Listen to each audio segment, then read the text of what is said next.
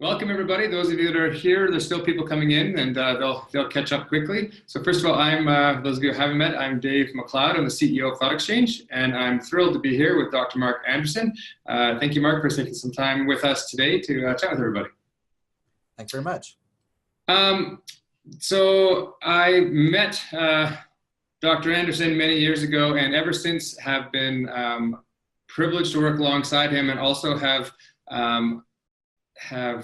shared his thinking with a number of other districts, and I think this is an incredible opportunity for those of you joining, in that after you start to understand what's happened in Spokane over the number of years, that Mark and his team have done a really exceptional job around election engagement, etc., and have really walked the line of ensuring that the district's needs are well aligned with the needs of the constituents, and therefore the funding of the constituency. And so for this event, here's how it's going to work, is that really this is going to be a discussion between myself and Mark, and in typical Thoughtexchange fashion, we're going to run it as follows. I'm going to go through and provide a bit of context, and then Mark and I are going to have a discussion, and then we're going to run an exchange live in the event to allow people to share their questions and thinking. We're going to go back and try to respond to some of the top thoughts and questions that have come out of that for the remainder of the time, and then afterwards we'll get a chance to actually continue on and respond to everything we weren't able to quite cover during the event.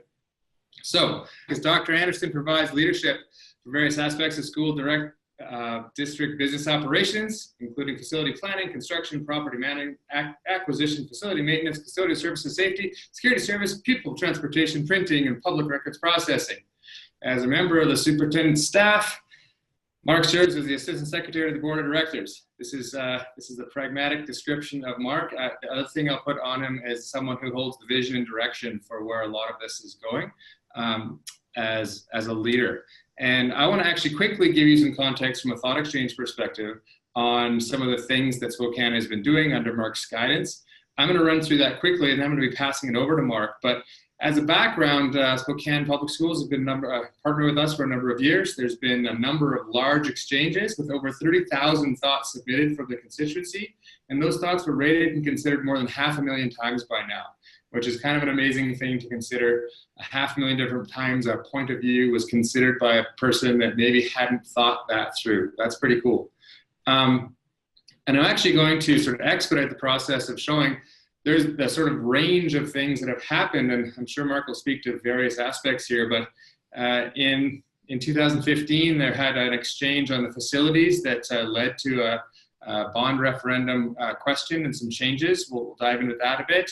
There was a staff exchange about improving the district altogether. And there is a bargaining exchange about anticipating certified staff bargaining issues to involve people in the conversation. We've had a grade configure. You can see there are almost 4,000 participants talking about the configuration of how the district should be configured in the future. We had a weather report, just talking in general a couple of times actually about what you appreciate about your school and what the district can do better. And the boundaries conversation, talking about the boundaries and changes, getting feedback from people. And then quite recently, a new stadium, thoughts and questions about 2 ideas for a new stadium that's being presented. That's some rapid fire. There's actually one more exchange that's live right now, going live pretty soon, about safety and security. I just wanted to give everybody that sort of level of context because the conversation with the community has been really robust. And these are the questions. I'm going to stay on this, and you'll see by the question number 2, as soon as Mark answers number 1, you'll see why I put number 2 there. So I really wanted to have Mark describe the situation, and maybe Mark, you can describe by sort of when you started on this journey in Spokane and what sort of happened since there, and then I'll pester you with some more questions about the process itself. Well, for context, Spokane Public Schools, we serve about 30,000 students, have 56 different schools. We're the 2nd largest school district in the state.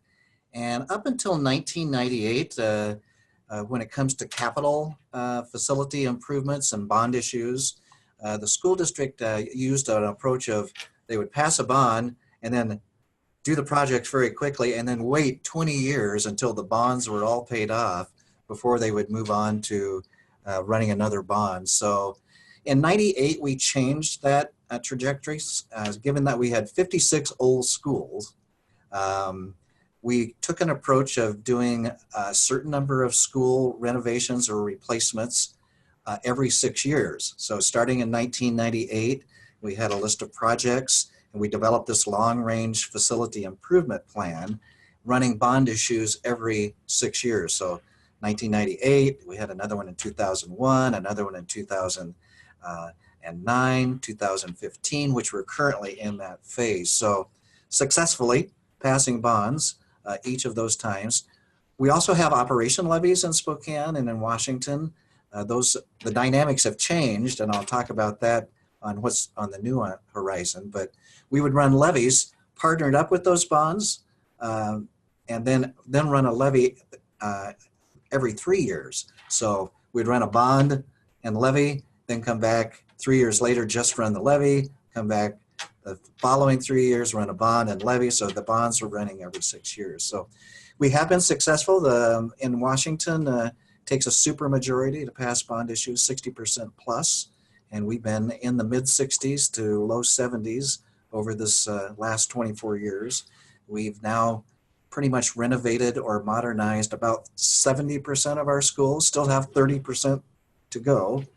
Plus there's some new dynamics that are happening where we actually need more schools than what we originally, the original plan was just to replace old schools. So that's kind of a little bit of a history of our elections. That's fantastic. And so just so everyone is clear, so those are all the ones that you've passed since 1998. And how many of those did you, along the way, how many elections actually failed that you put out to the people? We haven't failed any levy or bond since we started this approach, yeah.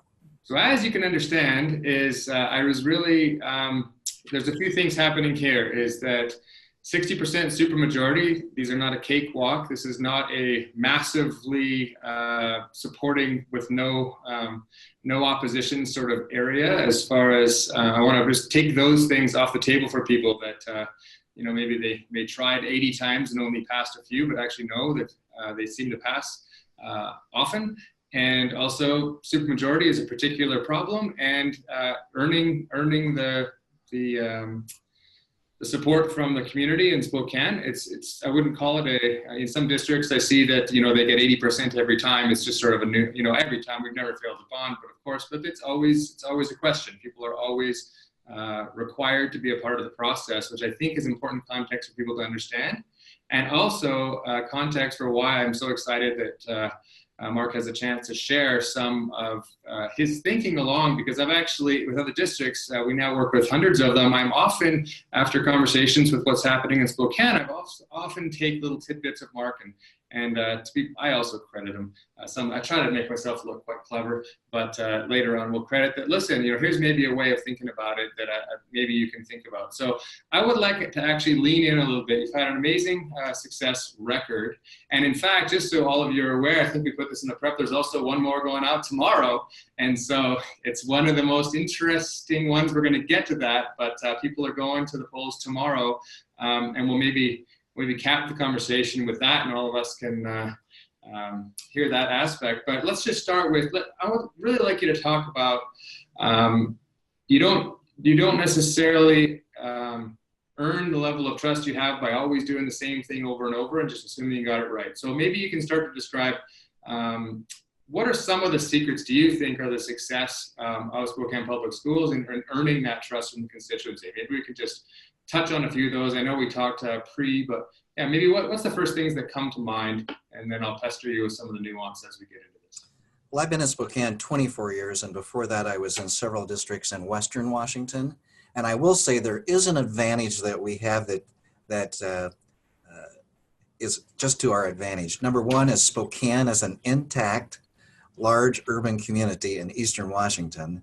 And most of the residents here have either gone to school here, they have friends and relatives that go to school here. Our entire staff either lives in our school district or a surrounding district close by. So there is this built-in value for education, and a little bit easier, I would have to say, to get folks support for schools because they live here, their kids go to school here. If they leave here and after after high school or college and go away. Usually they come back when they start having kids, because Spokane's a great place to live, work, and raise a family. So that's to our advantage, something that we haven't done ourselves. But taking advantage of that, though, is that connecting with the community as we start planning a bond.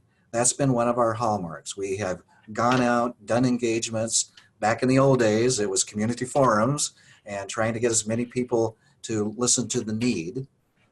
Once the bond passed, then we made sure that we, all along as we were doing the projects, we were telling folks, here's how we're spending your dollars. You know, we're coming in on time. We're coming in under budget if we could.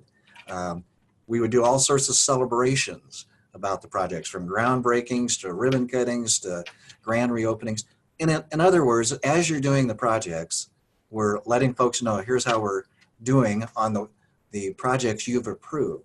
And then at the end, we kind of look back before we go to the next bond and say, look at all, we did what we said we were going to do. Now here's the next phase that we need to do to keep slowly and steadily improving the facilities in your schools. So that's on the bond side. On the levy side, operationally, very same thing.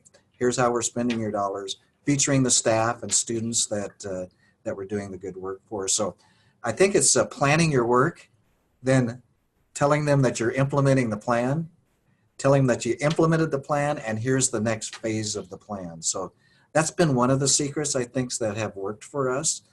Another one is we have outside of school employees, because all we can do is provide the facts.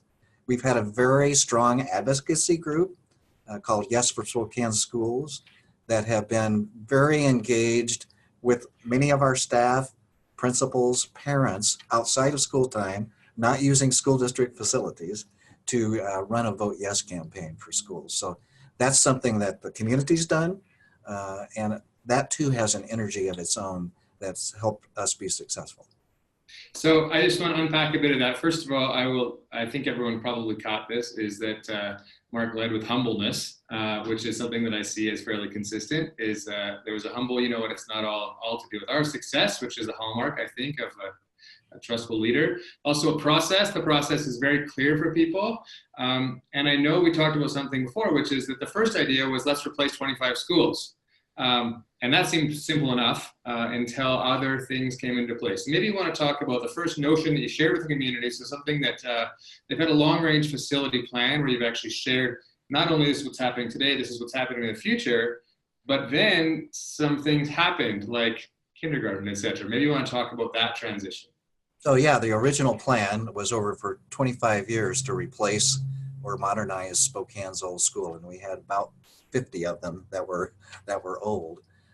But then along came legislation in Washington that did two things. One, it instituted full-day kindergarten, which ate up the equivalent of us needing 2 to 3 more three elementary schools. That's how many classrooms we needed. And then the second piece of the legislation was reducing class size in kindergarten through 3rd grade to approximately 20 students per teacher. That alone was about 4 more elementary schools. So our plan of just replacing old schools had to change, and looking at how do we actually build more schools. In the end, we did a study about grade configurations. We're currently aligned in K through 6 elementary schools, 7-8 middle schools, and 9 through 12 high schools. We're actually one of the anomalies across the nation in having just 7-8 middle schools. Most are aligned in a 6-7-8 middle school configuration. So we did a grade configuration study. We used Thoughtexchange actually to get a lot of community input about should we stay with K6 or should we move to K5, 6 through 8? And in the end, the conclusion was to move to a 6 through 8 configuration, build 3 more middle schools to handle all of those 6th graders, moving them up. And then that results in reducing the overcrowding and our ability to reduce class size at elementary. So that's what's on the bond issue tomorrow, is 3 additional middle schools and the replacement of 3 old middle schools, back to the long range plan, the old replace old schools. That's the majority of our proposition that is on tomorrow's ballot.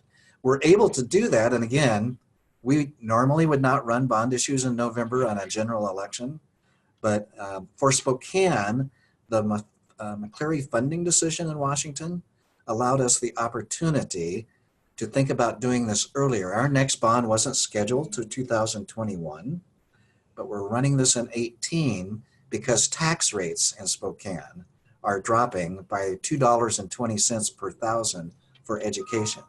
So by running this bond issue now, we're asking voters to consider investing 98 cents in their schools and still keeping a $1.21 tax drop in their pocket.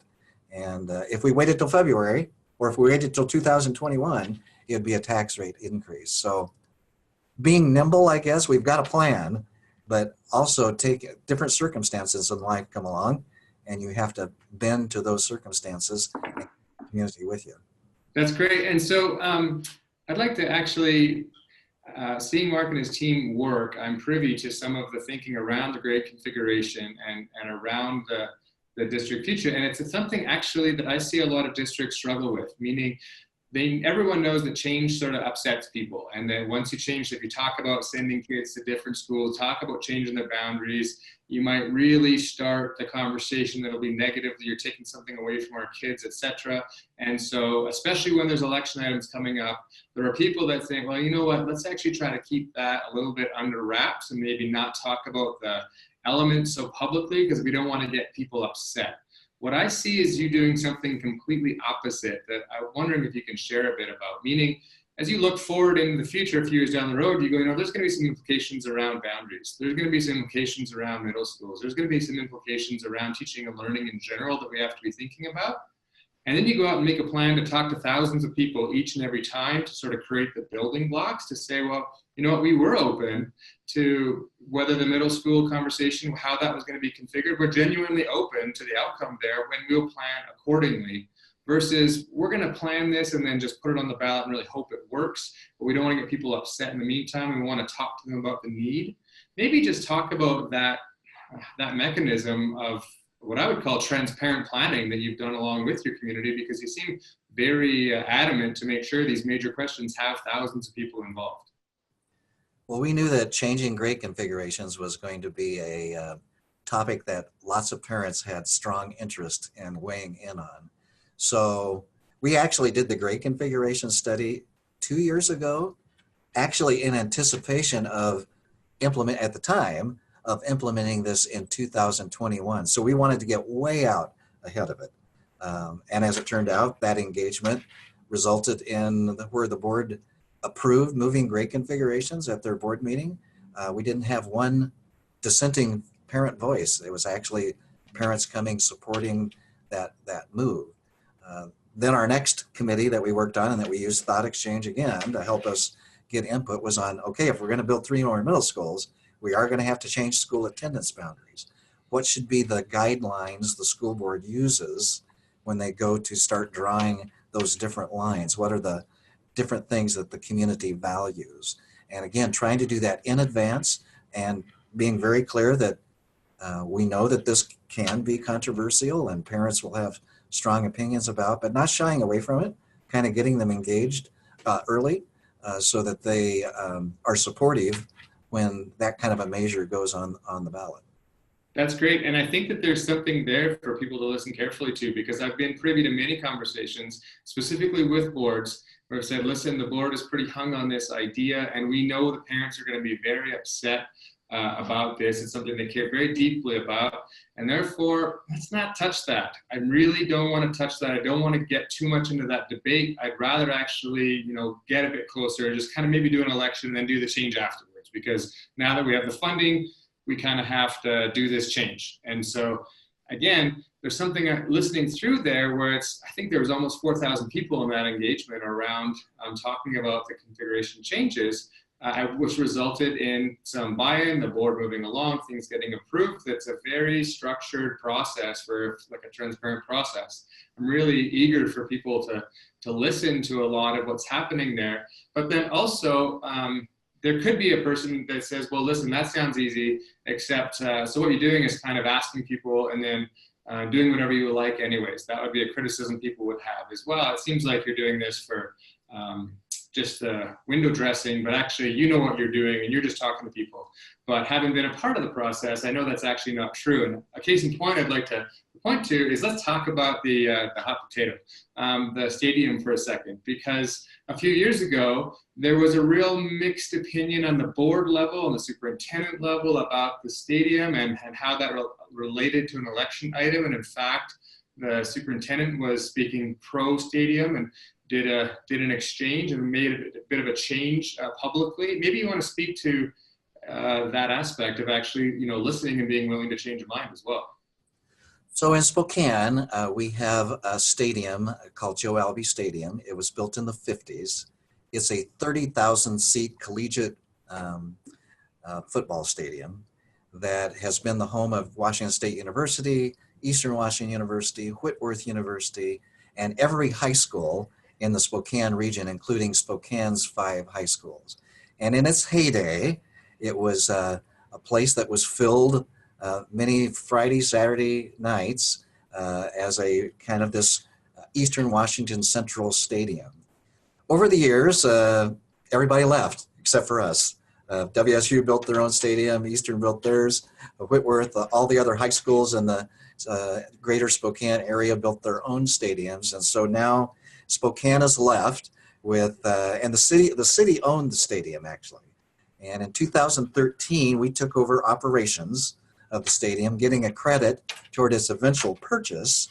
And our plan all along had been to build a small stadium at Joe Albi, 5,000 seats. That fits the needs of our 5 high schools and tournaments.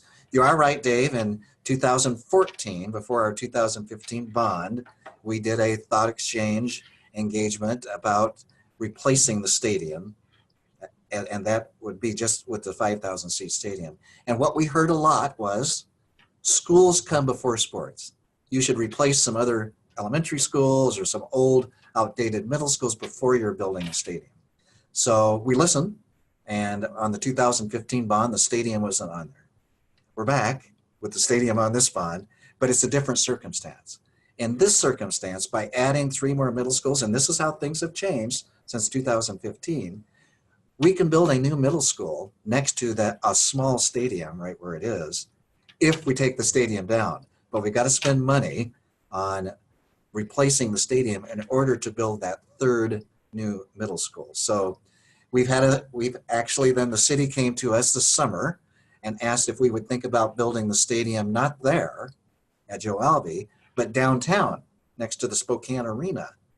And so we did an exchange this summer with parents about, what are your thoughts about building it downtown or building it right where it is, and got some interesting results, pretty much 50-50, but with some common themes. Use it for more than just football, use it for multi-use, and 2, make sure parking's free for school events, no matter where you put your stadium. So in the end, the stadium is on this ballot along with the middle schools. In Spokane, there's also an advisory vote. This is a formal thought exchange where folks are being asked, where do you prefer to have the stadium? So that is one of the items on the election ballot tomorrow, downtown or at its current place. Which is really interesting in and of itself, in that actually having the decision exactly where it's going to go is not going to be on the ballot, but the opportunity to advise the placement is on the ballot. So we'll be eager to get the feedback on how that plays out. Interestingly enough, the stadium, which is about 6% of our bond, has been 90% of the conversation of the community. That's right. So the press have played it up, so forth. So it will be interesting what impact that has on really our mission of building 6 more middle schools, or right, and 3 replacement. Which is something also we hear very commonly out there, whereas, we hear 2% pools sinking 2% of the bond was a pool. And the major reason people turned it down was they didn't like where the pool was going to be. And it was 2% of the overall question, which is the mind share and the dollar share is not necessarily equal when it comes to how people are voting, that's for sure. I don't know if this is the time you want me to say. The other unique thing, I think, for the future and about this bond that we're running tomorrow is that I think school districts need to start thinking about their other governmental entities that they are located in. So the city of Spokane and the Spokane City Library System underneath the city, we've actually partnered for this bond issue tomorrow. The city's providing us the land for the 3 new middle schools, underutilized city land. And then we're actually providing 2 pieces of property for the library bond for them to build new libraries on. So I think as we think about changing times and trying to get more efficient with our dollars, our taxpayers in Spokane schools are pretty much the same taxpayers as the city of Spokane. Why wouldn't we want to join together and try to be efficient with taxpayers' dollars? So this partnership that we've developed, that's a unique new step for us. It has some pros and cons. You know, you're taking on a whole nother governmental entities, good, bad, and ugly with you. And so, you know, we've run clean campaigns that have been very successful. So there is some I guess, risk that you have to take in partnering with other governmental entities, but I think it's worth it. That's great, because I see that that's a theme, and I see there's also a question in the chat. We're actually in 3 minutes, we're going to be launching an exchange where everyone can hopefully ask a couple of questions, and we'll respond back to them just in thought exchange fashion. So I'm not going to actually address that, but maybe it'll be rising up to the top. So make sure you put it in there in a couple of minutes. I also want to just, related to that, I think there's something important as far as a mindset, forward-thinking point of view, is that oftentimes with Thought Exchange, we have a lot of partners that come in and say, listen, we haven't been able to pass a bond. If you talk to Deb Henton a few weeks ago, they had a real hard time passing bond, actually failed for decades. A lot of stuff prior to really digging in. And so people saying, listen, we need something new. When we met you, Mark, there was this moment where it was, you know what, we haven't failed, and there's a reason for that, in that we're actually willing to always be out ahead. We're always sort of willing to think, what's next? How are things changing? And frankly, you talked really, even in 2014, my first slide is wrong, you talked pretty openly about, listen, we're doing forums. We're getting 12 people to come out. That's the status quo. And we've never actually lost an election, and I don't plan to. I want to make sure I'm doing the best. So maybe we can just talk about 2 things. One is, I know you still do go out in front of people. I want you to maybe touch on how you're engaging. I know your staff and your parents are a really big part of how you think about building support around things for your district. And again, a lot of people kind of skip over that. I do hear some boards saying, those aren't the voters. We need to get beyond them. Actually, I've heard people say crassly behind closed doors, I don't actually care what our teachers think, because you know what? They're not our main voters. I want to go out and talk to the people that are sitting in the senior citizens home, or people that are actually going to be the ballot. That is absolutely not the sentiment that is shared here, which is we start by really trying to understand. We're trying to build that online, and we're trying to build unique partnerships. So the question is sort of like, what are you doing, but also how is it changing for what should people be looking for? Partnerships is one of them, how you're engaging people. Maybe just speak to that. What do you see changing in the world of engagement in general?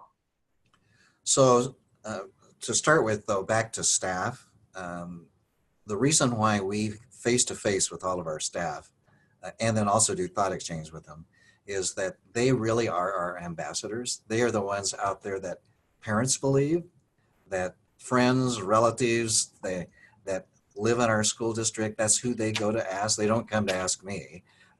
They ask teachers and support staff who they trust. So we make sure that our staff are well educated and that they're engaged, because we see them as key communicators for us and key resource people, actually. With our parents, it's interesting.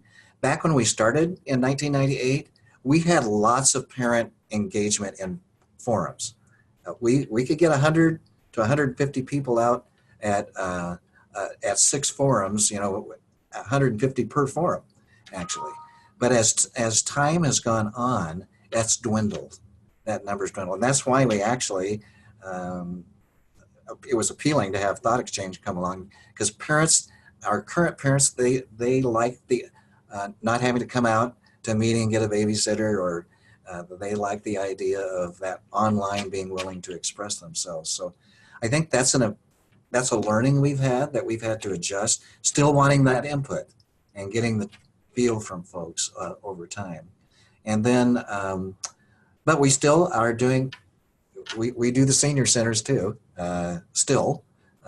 So it's kind of a dual approach, Right. not letting go of what worked in the past, but also adjusting to the future. That's great. That's great, because I also think that's related to, maybe you want to make another comment about, I think, so you've thought about how to adopt technology, you're moving forward really quickly with that, you're willing to talk about, you're going to talk deep on safety and security here pretty quick, some fairly important issues. And now, full stop, this idea of community partnerships, municipal partnerships, partnering with other groups, that also, again, kind of seems where the puck is going, if you were. Like, it's actually, you're starting to hear different districts talk about innovative partnerships, but it's not really, I would say, a common practice for people to do, election items where you have to iron out the differences between two items. But maybe you just want to speak to that, like looking to the future a bit. Is that a trend you see, or maybe just give some advice to people about that?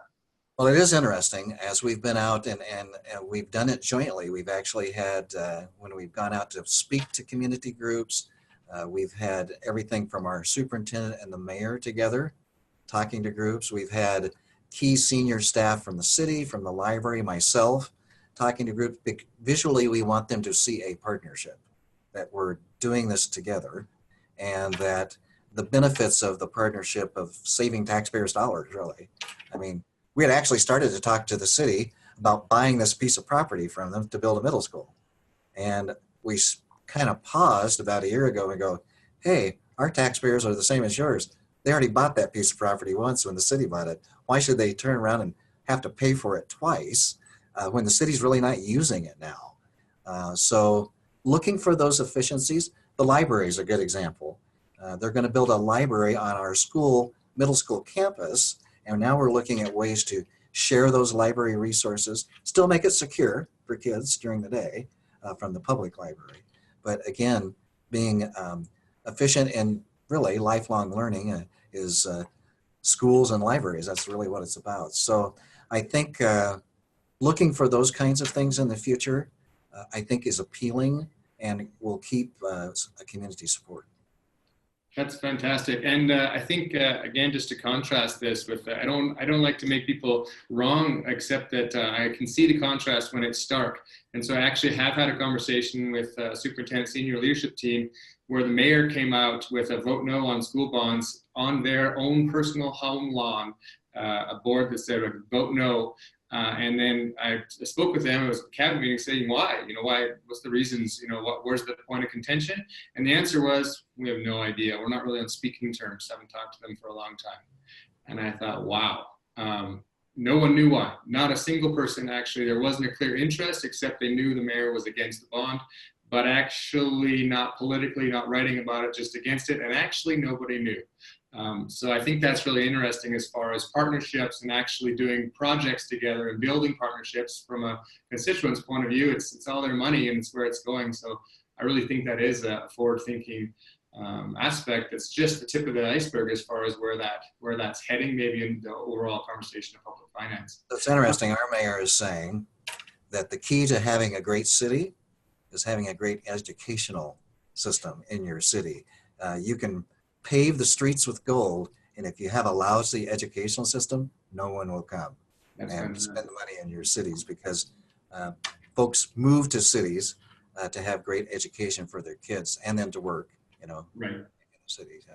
That's fantastic. So I think I want to just you see the focus on humbleness, you see the focus on partnership, you see the focus on sort of my Canadian roots are coming out, where the puck is going, not where the puck is. And I want to put a link into this, into the thread right now. It's bit.ly Spokane, bit.ly/Spokane event. So here's what I like to do is for 10 minutes here, there's a link in there. I'll also put it on the screen, but if you click on that, I'd like folks to go in and share some thoughts and some questions that you have for Dr. Anderson. We're going to take a few minutes after. We're going to give this about 8 to 10 minutes for you to go in there. And the instructions is what I'd like you to do is share 1 or 2 thoughts or questions. You do not have to sign up. You can press skip over the sign up parts where you just press straight to participate and go through that pretty quickly. Share 1 or 2 thoughts, and then see if you can't rate, say, 10 thoughts of other attendees of this session right now. If you get more than 10, that'd be fantastic, but we really want to do this sort of quickly. And then we're going to do 2 things. One is we're going to put Mark absolutely on the spot to see whatever comes to the top. We're just going to have him respond off the cuff transparently. And then afterwards, we'll do a more thoughtful, you know what, we'll respond back to these things and send out as a bit of a resource. So the instructions again are head to it's bit.ly/Spokane event. It's in the chat there, and I'll also put a picture of it up here on the board. Go ahead, share a few thoughts, rate 10 to 20 thoughts, and I'm going to give this some solid thinking time. And for those of you that have been leaders on a webinar or in a meeting, I'll tell you one painful thing, which is that as an extrovert and someone who likes to host and chat, my impulse is to just talk the entire time, to fill the space and fill the air, because people like me are uncomfortable in silence. And when I gave that, I've got many people giving me sharp feedback, which is, Dave, as we think, would you please just shut up for a few minutes so I can think? So that's what I'm going to do, is we're just going to I'm going to put the link on the screen, and you're going to actually see the thoughts coming in here, and we'll be back. I've chatted for about 3 minutes. I'll come back in about 5 minutes, and we'll be able to respond to what's coming to the top. Thank you. For those of you that got on a little late, I apologize. I'm going to move into the portion where we can respond back to these things and close on. So go ahead and rate your last thought there, and we'll close that off and see if we can't touch on a few of these things. So here's the process now, is that we're going to take from now to the top of the hour to see how we can respond back in general. And then afterwards, we're going to have a chance to actually respond to more people. Oh, and thank you. That is awesome that we made a connection between Karen and Principal Anderson. Fantastic. All right. So I'm going to switch over to the top thoughts here, and I'm hoping that regret one stayed near the top too. So let's just go from the top here. Mark, the top question is, how do you share results back from engagements? And I think that what's important here is this is really about Thoughtexchange, and maybe even more so about Spokane's secret to success. So let's talk about engagement in general.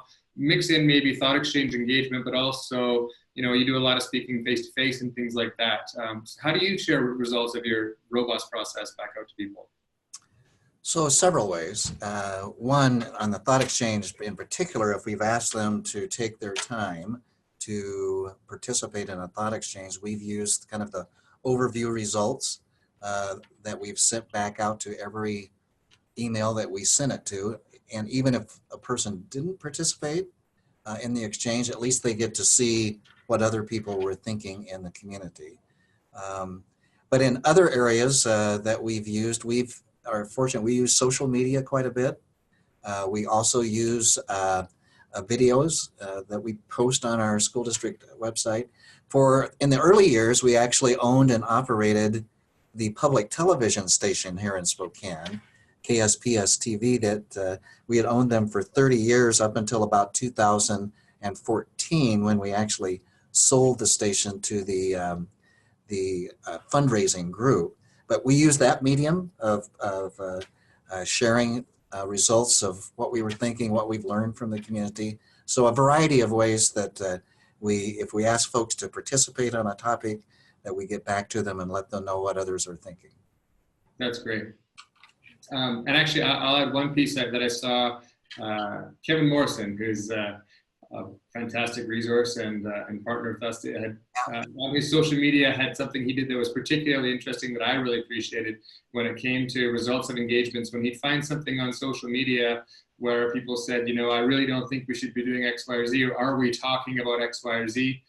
He would actually go in and say, that's great, you're welcome to join the conversation where we've heard from thousands of people so far and it's live right now. We'd love to hear from you where we're leading the conversation. I thought that was an interesting or here's the result of the conversation where we talked about this very topic, was an interesting way to use social media, look into a comment, share back the results actively. So I saw the communications department using that sort of notion. Let's go into question number 2. Have you advanced any questions to your community that you regret? Any misstep you can share with others so they can avoid that?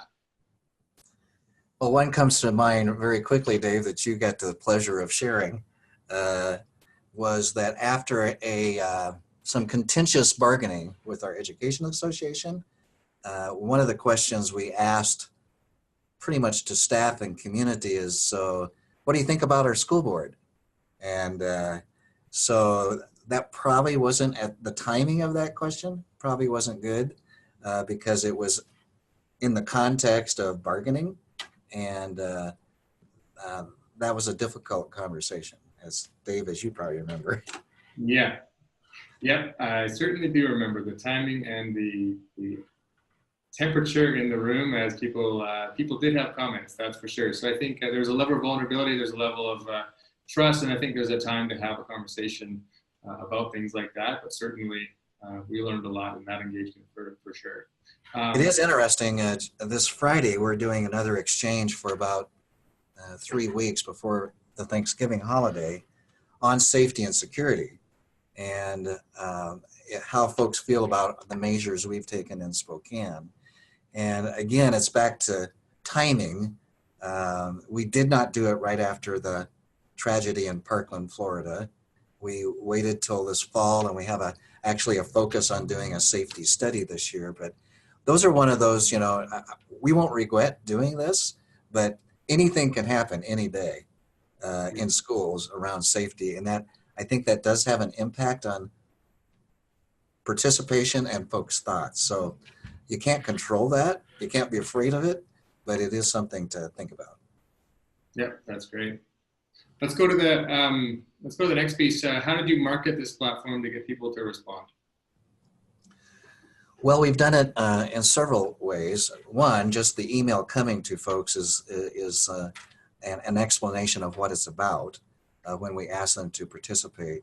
But we've done it on our social media, kind of given a heads up. We've done it in various communications we've used to the community. We are fortunate here in Spokane, and sometimes unfortunate. We tend to be the center of attention for the local media. We have 3 television stations and 2 newspapers, and we're the kind of the big dog in town who they follow closely. We've used that to our advantage, saying, hey, we're going out, we're doing collecting input on a thought exchange for this particular topic, and they've actually helped advertise it for us by saying that the school district's going out and asking these questions. So that's great. And actually, I'll get Kimberly, I'll get your question sort of tying into that, because I think it's important when you market getting people to respond. You do it a number of ways, but also how many times a year-ish, I think people are wondering, do you even have a conversation with folks? Well, at a minimum, we've done 2 engagements a year. This year we're planning 3. And so I think it's become more of a kind of expectation that we're going to reach out and ask. It could be about something that's on the ballot. It could be simply about school safety, or it could be about school climate. How do you feel about your school? So parents are getting used to that, and then we've used it. We put a link on our school district page so that anybody can participate. Then we actually have a group of key communicators who may not have kids in school, but they're key communicators, business people in our community that we always ask to be involved. That's great. So, and this next question is, I think that there's a bunch of interesting things here, and you touched on this earlier. How do you get people in the community who have no affiliation with school district? People ask me this all the time. I know you have an answer to this. I think around the people that have no affiliation, how do you get to them? I'll give you my answer. I'll just ask that openly to you. How do you affect the people that you can't actually communicate directly with? Maybe you don't have their email, they're on your social media, not willing to follow you. How do you actually involve or affect their thinking?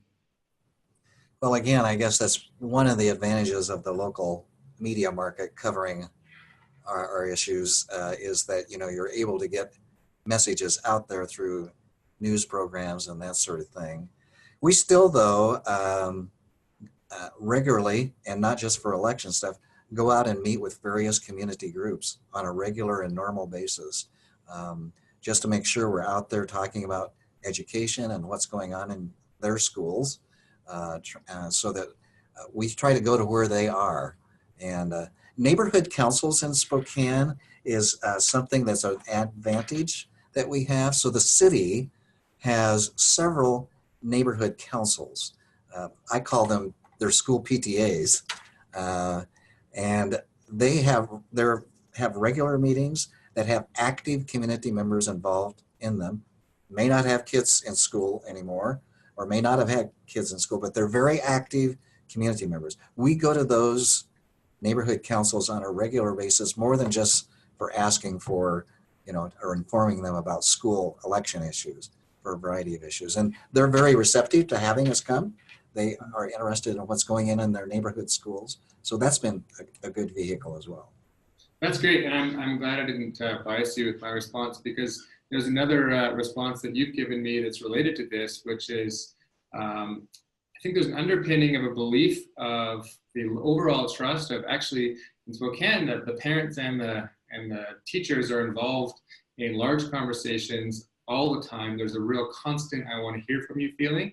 And I know we've talked about, well, how does someone who doesn't really have a lot of information get information? I think media is one answer. I think the person that they know who is affiliated, and does that person trust the district, is a piece that a lot of people overlook. Meaning, you mentioned it earlier in the call, but it's really as the advocates or the groundswell of, this is where the trust begins, and this is actually how you move on. Again, I've heard people say, well, I'm going to step over them and go to where the people are. You have an opposite approach that you've shared with me, which is actually, I start with them and build from there. So when I get to the people that don't know me, when they talk to someone who's in the district, maybe they're going to have a story that's worth supporting. Maybe you want to speak to that at all? Or? Well, that goes back to staff. We see them as our key. We have 3,500 staff members that have lots of friends, family, and so forth that trust them, that live in our community and work in our community. And so having them educated and feeling of value is a first important step, because they know people that we don't know, that we'll never get before, but they will. And so those are kind of, I think, a key piece. Then there's the parent leader groups. We actually engage them on various topics, because they know parents that'll never come to a PTG meeting to talk about a school bond, for example, but they'll talk to them at the Little League ball game or those kind of places. So I think getting key leaders, both parent, staff, community members, educated, they can do a lot of work for you. That's great. And actually, I'm going to, again, from Mark's humble nature, probably he wouldn't double click on this himself, but I think that there's also something very simple that goes on, which is when someone else who maybe doesn't know a lot about schools, but happens to know someone whose daughter is a teacher, and I think they ask questions like, I don't know, in general, do you trust this administration? Do you think they're making good decisions? I don't know if they ask as general questions. I think there's something there that some people miss, which is the conversation of overall trust. Has this person seen to care? Are they seen to listen? Are they seen to actually wonder what people are thinking? Because it's not universal that every district has a leadership team that constantly listens to people and is out publicly listening all the time. And I think there's something interesting there, which is, regardless of whether it's about safety or boundaries or bargaining or whatever it is the leadership seeming to be listening has a massive impact. And what I see is that there's an aspect of that is not, there's a lot of things that happen in Spokane where they don't actually just talk about the bond. Trust in general is not about an election. It's about the ability to listen. And I just wanted to make that comment that that's something I see Spokane doing exceptionally well, is earning overall trust that happens to then come into play when it comes to, will you support me at the polls? But I think that's almost a secondary piece to the overall support in general. I don't know if you want to comment, or that's more of a statement that I have for you in general. Well, I'd have to say sometimes those listening sessions are uncomfortable because they're critical. But if you come across as defensive, and this is where I have to fight not doing that, if you come across as, caring and listening, that message gets out. If it comes across as defensive all the time about what you might be hearing that you don't like to hear or don't agree with, that message gets out too. Right. Yep. humbleness, listening, vulnerability. There's some themes here I'm just touching on because I think they're important. We've got a couple more minutes left. I like this next question. How do you handle when the community result is not what the district thought it would be? Because I know the board has different ideas of what they want, and the senior team maybe has different hopes and aspirations. There's some things that people wish could happen that don't happen. You've had a bunch of experience with that. Maybe you can just touch on that for a second. Well, you better listen and adjust to meet the need. That's what we've done. So for example, when it was clear that they didn't want a stadium built 6 years ago, we listened. We built another elementary school instead. So yeah, I do think you have to listen, or if you decide to go ahead and do it, provide a lot more engagement on why, so that folks understand all the facts behind it, felt they were listened to. So either way, you've got to show that you're listening.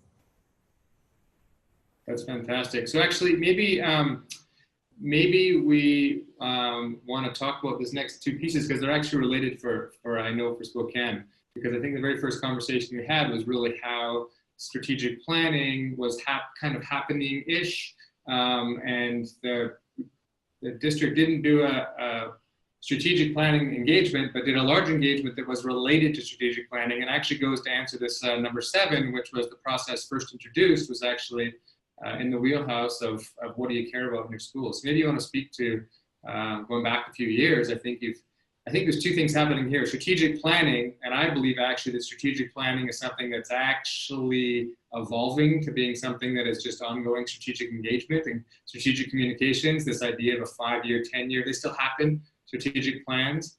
But I'm curious because it's a double question: strategic planning, and has it been used to set priorities as opposed to seeking feedback on specific projects? Maybe you want to speak to that, how it's been there in Spokane. So we did not use it when we developed our strategic plan. I think we actually developed that just before we got heavily involved in using Thoughtexchange.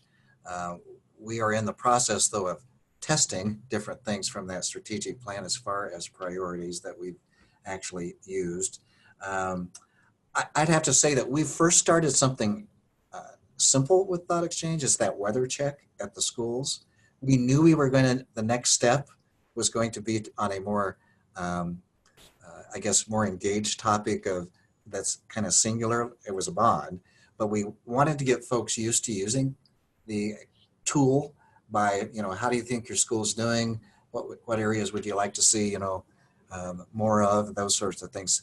A more simple thought exchange. One of our thought exchanges on school bond was complex, as it had like scenario A, scenario B, and you really had to thoughtfully look at some of the presentations and slides. But that was after like folks had used Thoughtexchange for like 3 different times, so they were used to the format.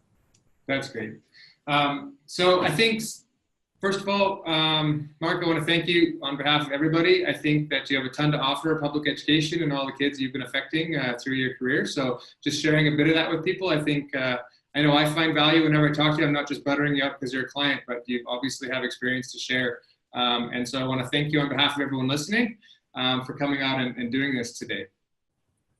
We don't have to engage you on Wednesday about if our bond fails, what we do next. So. We have 2 options. We can either talk to people or we can ask them for opinions about why they think it didn't happen. But we're going to wish you the best of luck, or that the constituents best elect the proper needs of the school district, let's put it that way, and we hope that you've got that right. And also, as far as everyone else who's attending, make a commitment back to you that we will be going back and we will take some more of those. I think there are some interesting thoughts and questions down below there, and we'll take some time to actually work with Mark quickly and get some more answers and feedback to you some of the answers that are further down. So thank you everyone who came to listen in. We're just 2 minutes over the time. Best of luck, Mark, with your vote, etc. And hope everything goes well. And thank you everyone for attending a Thoughtexchange event. Take care.